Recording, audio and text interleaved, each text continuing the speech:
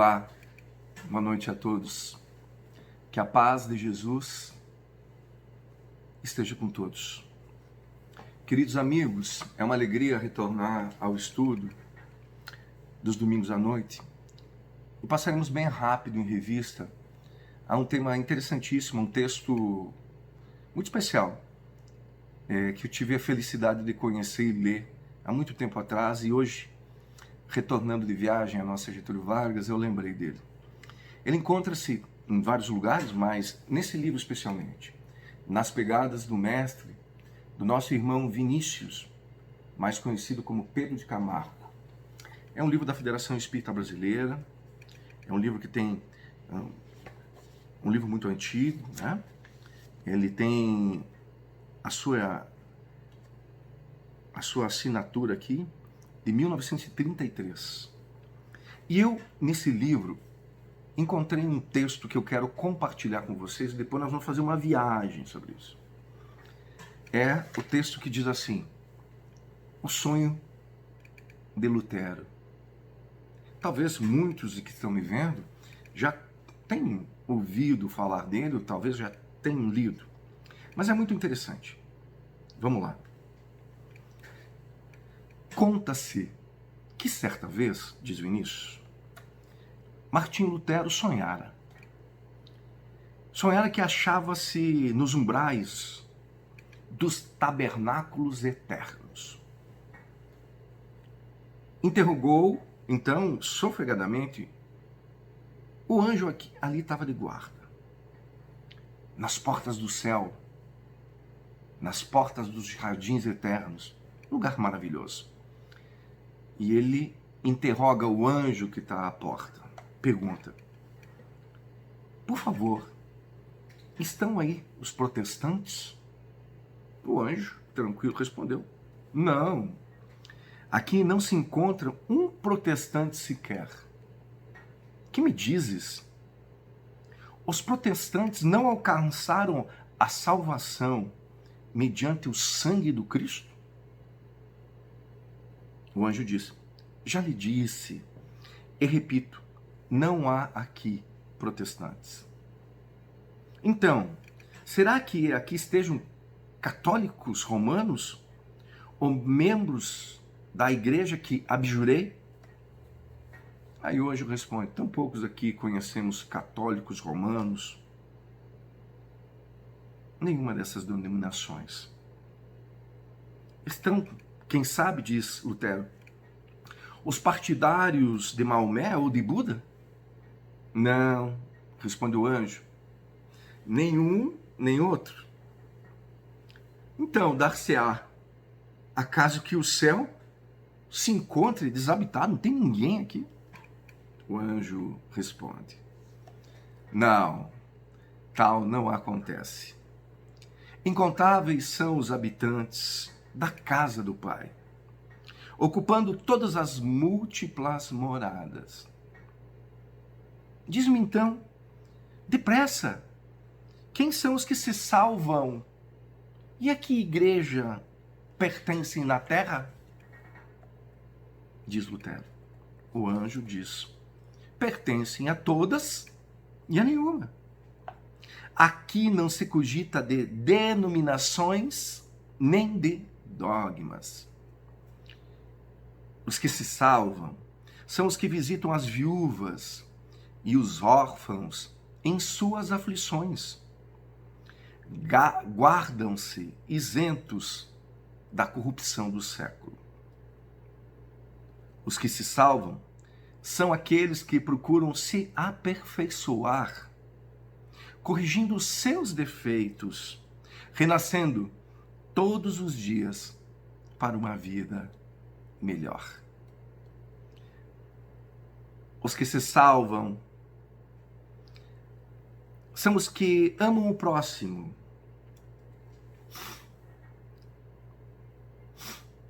e renunciam ao mundo com suas fascinações. Os que se salvam são os que trabalham, transitando pelo caminho estreito, difícil, juncado de espinhos, que nós chamamos o caminho do dever. Os que se salvam são os que obedecem à voz da consciência e não aos reclamos do interesse.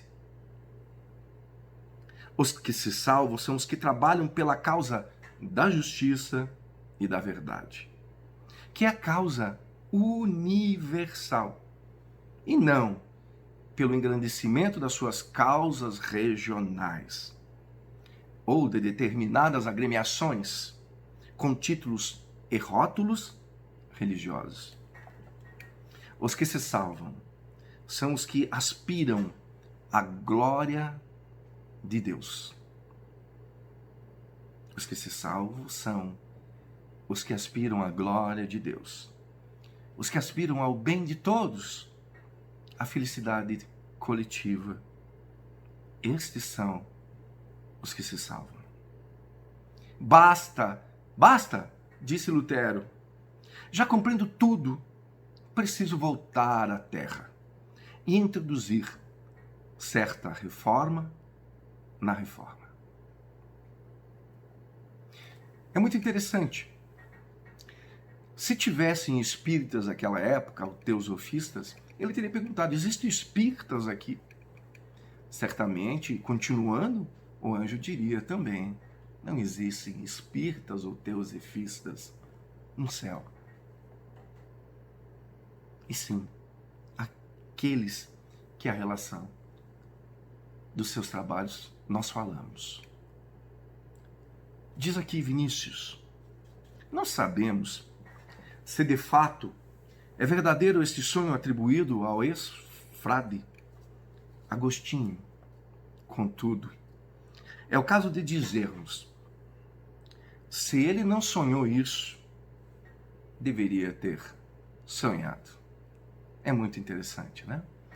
Então, quem se salva, ou quem encontra regiões luminosas, ou como nós espíritas falamos de regiões especiais, de evolução, são aqueles que praticam o dever, fazem o que é certo e evitam os excessos das questões materiais.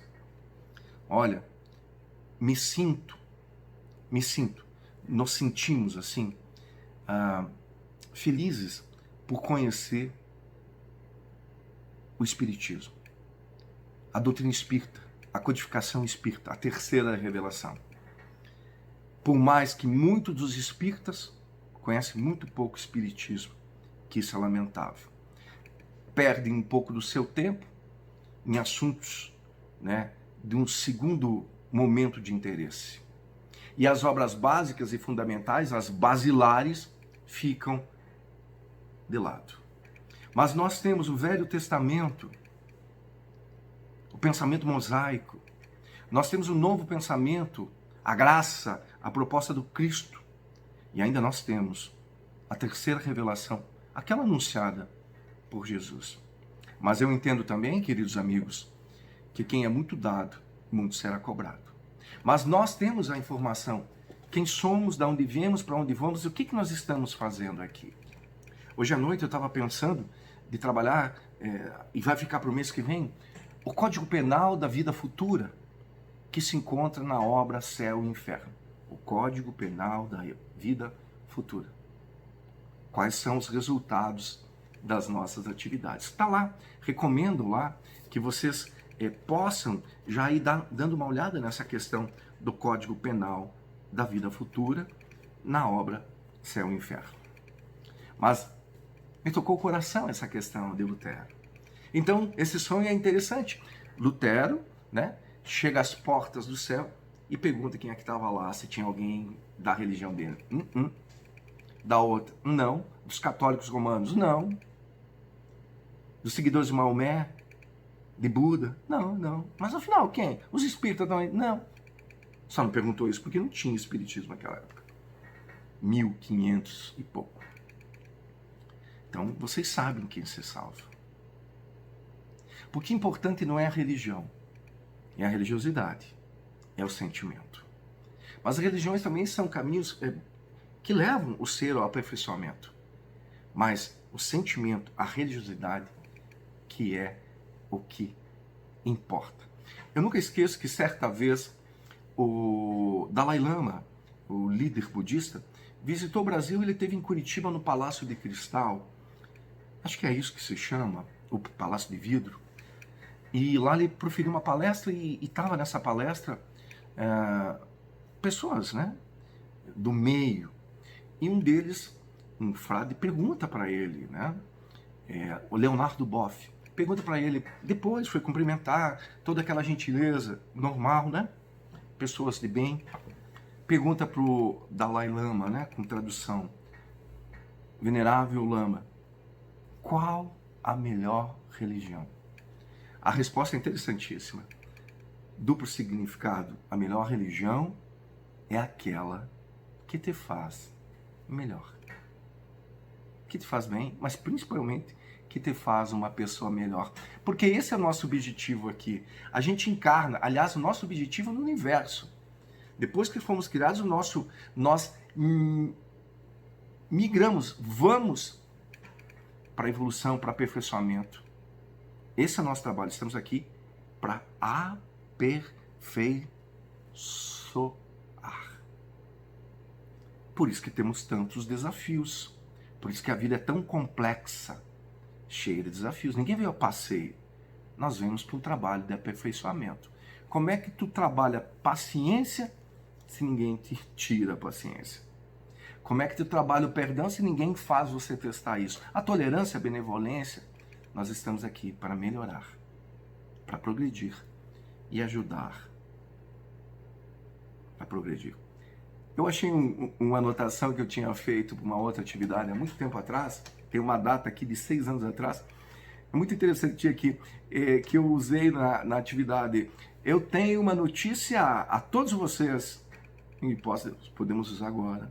A maioria das pessoas que você lesou no passado estão com você nessa encarnação. Então, pensa no que eu estou falando. Esse reencontro é um reencontro de perdão, de progresso, de evolução. Mas, voltando ao sonho de Lutero, Kardec tomou conhecimento desse sonho de Lutero. Kardec era um estudioso. E eu encontrei na internet a questão do sonho de Kardec agora. O sonho de Lutero está aqui nessa obra do Vinícius, está também na internet. Então, olha o que aconteceu. Kardec leu sobre o sonho de Lutero e conta-se que quando reunia os textos da onde nasceria o Livro dos Espíritos, Kardec recolheu-se ao leito certa noite, impressionado com o sonho de Lutero, que havia tomado notícias. O grande reformador, Lutero, em seu tempo, acalentava a convicção de haver estado no paraíso, colhendo informações em torno da felicidade celestial. Comovido, o codificador da doutrina espírita, durante o repouso, olha bem, dormiu também, teve um sonho, viu-se também fora do corpo, em singular desdobramento.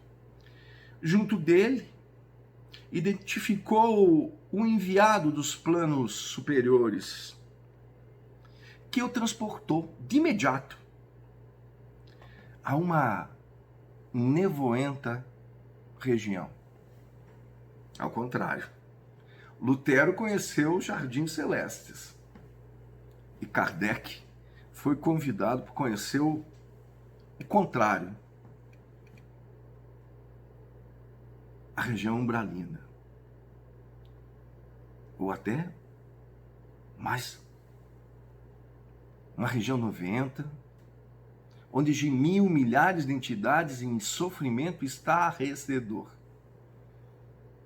Soluços de aflição casavam-se, combinavam com gritos de cólera, blasfêmias, seguiam-se as gargalhadas de loucura. Vocês mais ou menos imaginam, porque as obras do André Luiz trazem muito disso. Atônito, Kardec lembrou os tiranos da história e inquiriu espantado. Pediu ao benfeitor: quem está aí gritando? Jazem aqui os crucificadores de Jesus? O benfeitor responde: nenhum deles.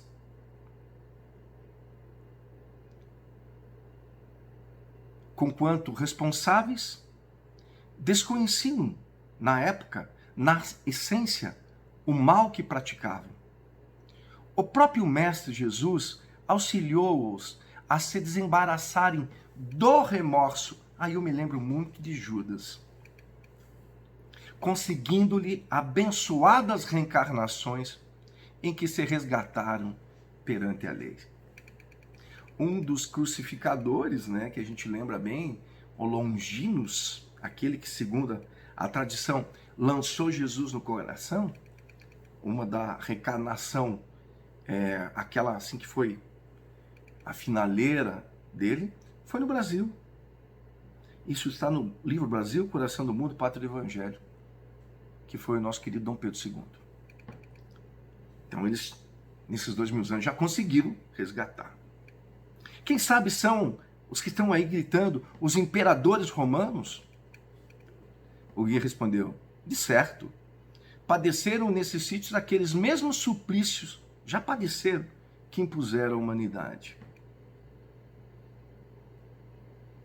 Nada disso. Homens da categoria de Tibério ou Calígula não possuíam a mínima noção de espiritualidade.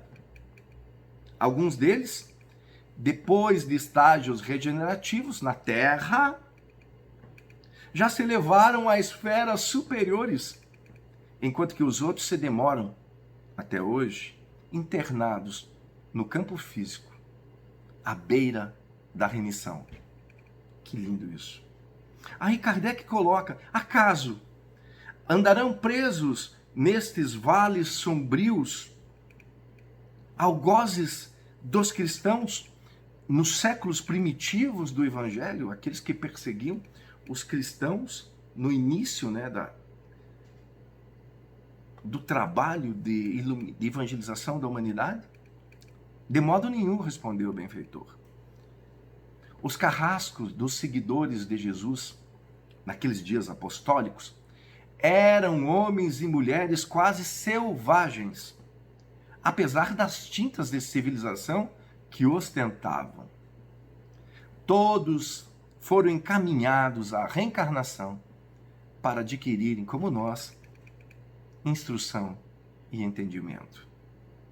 O codificador do Espiritismo pensou nos conquistadores da antiguidade, quem sabe estão ali Átila, Aníbal, Alarico I, Gengis Khan. Mas antes, todavia, que enunciasse nova pergunta, o mensageiro celeste acrescentou, respondendo-lhe a uma consulta mental: não vagueiam por aqui os guerreiros que tu recordas.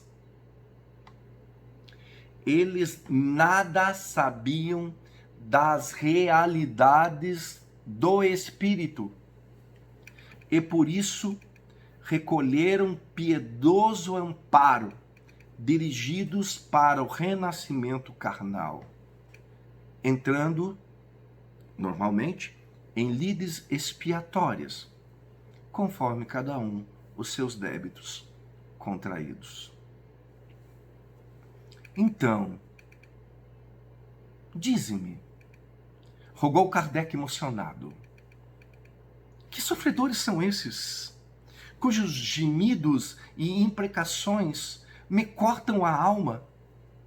E o orientador esclareceu, imperturbável: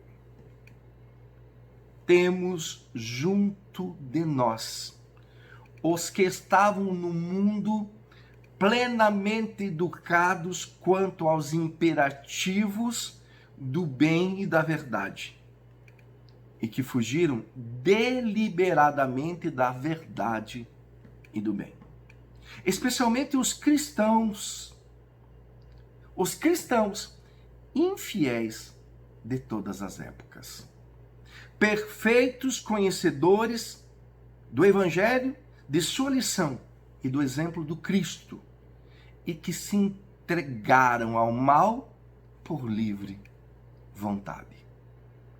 Para eles, o novo berço na terra é sempre mais difícil. Chocada com a inesperada observação, Kardec regressou ao corpo imediatamente, eu acho que num choque, quando nós acordamos assim de um pesadelo. Parece que a gente cai e acorda. Regressou ao corpo de imediato, levantou-se. E aí Kardec escreveu uma pergunta que está no Livro dos Espíritos, que apresentaria na noite próxima ao exame dos mentores da obra em andamento. E que figura como sendo a questão 642 do Livro dos Espíritos. É interessante essa pergunta. Separei o Livro dos Espíritos. Separei. Pergunta 642, na terceira parte do Livro dos Espíritos, Leis Morais, na Lei Divina ou Natural. Pergunta 642.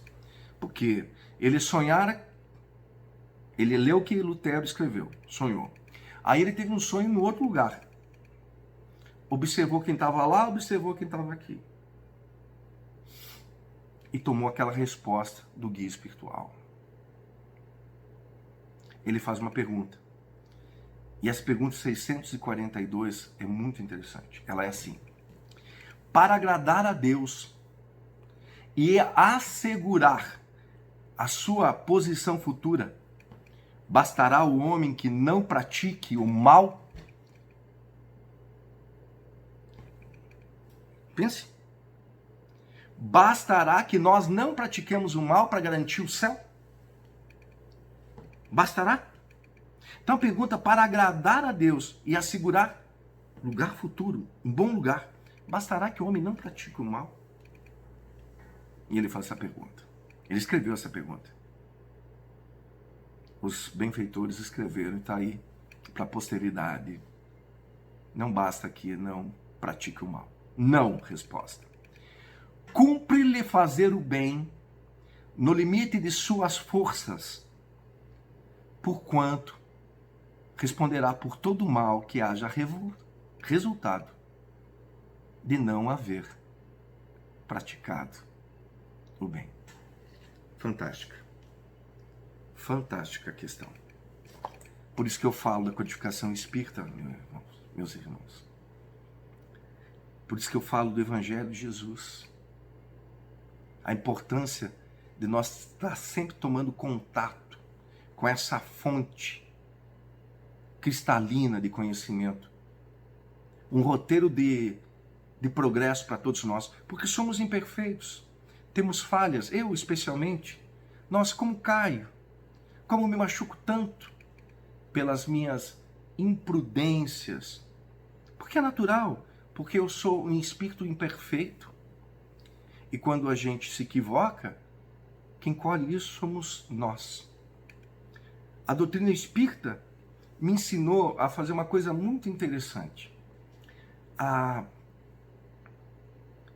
não sofrer pelo mal que a gente pratica. Ou não carregar, né, essas questões. Trocar sentimento de culpa. Não carregar culpa por sentimento de responsabilidade. A doutrina me educou dizendo: se você errou, e a gente erra, não se sinta culpado, se sinta responsável. Depois aprendi isso com o Dr. Sérgio Lopes, nosso querido irmão de Pelotas. Nas suas obras, tirar culpa e trocar por responsabilidade. Erraste? Sim, todo mundo faz isso. Mas não se sinta culpado, porque tem gente que fica choroso, culpado, quer que as pessoas passem a mão e não faz o que tem que fazer, se sentir responsável, ir lá e refazer aquilo que fez errado. Isso é importante. Por isso que a gente falou, e naquele bilhetinho que eu trouxe para vocês, né? dessa atividade alguns anos atrás, que eu tenho a notícia que a maioria das pessoas que a gente lesou estão encarnadas conosco nessa encarnação, trazem para nós um grande desafio. E esse grande desafio nessa encarnação, e talvez eu acho que é o grande desafio de toda a humanidade nessas épocas de início de transição, que é a questão do perdão. Perdoa. Perdoa. Não fique retido no orgulho. Fez um mal, fizeram mal para ti, perdoa. Fez um mal, peça perdão. Se desculpa, porque faz parte do contexto. Muito importante. Porque todos nós, queiram ou não queiram, infelizmente a informação que eu dou, tem um histórico espiritual a ser revisto. E é por isso que a gente está aqui. E por isso que a gente encarnou aqui. E encarnou com certos companheiros que estão aqui para ajudar no nosso progresso. Então é importante, é muito importante a gente entender isso. Somos espíritos imortais, estamos aqui para nos melhorar, nascemos perto de muitas pessoas que lesamos e outros companheiros, e temos que trabalhar perdão, tolerância, benevolência, indulgência. Não deixemos para amanhã essas questões. Porque vocês viram, quem encontra as regiões celestes e quem padece em regiões de dor e sofrimento. Não nos escondemos atrás de rótulo religioso nenhum. A religião é importante, mas a religiosidade é o sentimento. Vamos trabalhar o nosso coração. E eu acho tão importante nessas épocas, principalmente essas épocas de pandemia, e essa pandemia não veio para castigo, veio para instrução. Ela tem objetivos. O objetivo de Deus não é castigar ninguém. A humanidade que prospecta para ela os seus futuros lances. E assim, e como você e eu prospectamos para nós aquilo que colheremos amanhã, porque vai estar de acordo com aquilo que a gente plantar hoje. Então esse sonho de Lutero é elucidativo. Não pertencem a nenhuma religião e a todas. São os que fazem o bem, os que procuram se melhorar. E vocês sabem o resto que precisa para progredir. Porque todo mundo sabe o que é certo e errado. E todo mundo sabe que o certo leva para tal lugar e o errado nos atrasa. Todo mundo sabe. Porque a gente já encarna com a consciência identificada com essas questões.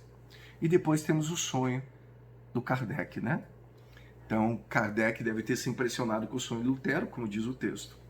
E sonhou com os lugares trevosos, sombrios, aonde tinham espíritos numa condição de dor e sofrimento gigantesca. Às vezes nós temos isso aqui encarnados, né? Talvez não nessa intensidade, mas gritamos, né? Blasfemamos também. Gritamos impropérios, né? Por isso que eu sempre digo, o céu e o inferno estão dentro de cada um de nós. Então é importante a gente trabalhar isso. É importante e é urgente trabalhar isso. Todos nós. Olhar principalmente para nós. Não é uma questão de egoísmo, é uma questão de prioridade. Olhar para nós. Mas como a gente gosta de prestar atenção na vida dos outros, e criticar os outros é uma questão de orgulho, se colocar acima dos demais, mas muitas vezes não consegue. Nós temos que olhar as nossas imperfeições e não se envergonhar de quem somos e das dificuldades que carregamos. Não se envergonhamos, porque isso é natural. E é importante a gente ser natural. Porque de Deus, do universo, ninguém esconde a verdade. Muita luz, muita paz, que possamos usar a nossa semana que inicia hoje por uma semana de progresso, onde possamos encontrar companheiros e a gente fazer o que nos deve ser feito. Muito obrigado a todos, muita luz e muita paz. Vamos orar. Amado Mestre Jesus, amigo incondicional de todas as horas, tu dissestes outrora, onde dois ou mais estivessem em teu nome, ali tu estarias. Nesse momento que encerramos essa conversa simples com a pequena prece, Senhor, a pequena prece, mas de coração, queremos te agradecer por tudo que tem feito por nós e pela humanidade. Muito obrigado por tudo que nos é dado, pela família que nos encarnamos, pelas condições morais, intelectuais, espirituais, financeiras que nós encarnamos. Muito obrigado por tudo, Senhor. E nos dê força, coragem para nós continuar seguindo nessa encarnação, cumprindo aqui os nossos deveres de aperfeiçoamento, quitando os nossos débitos anteriores e conquistando luz e conhecimento para voos altos rumo ao futuro. Que as energias desse nosso encontro sejam levados de acordo com o pensamento dos teus, dos diretores espirituais da nossa instituição, a todos que necessitam. Muito obrigado, Senhor. Muito obrigado, amigos. Muita luz e muita paz. Que assim seja. Muita paz a todos. Estudemos a nós mesmos e sigamos. Fiquem bem.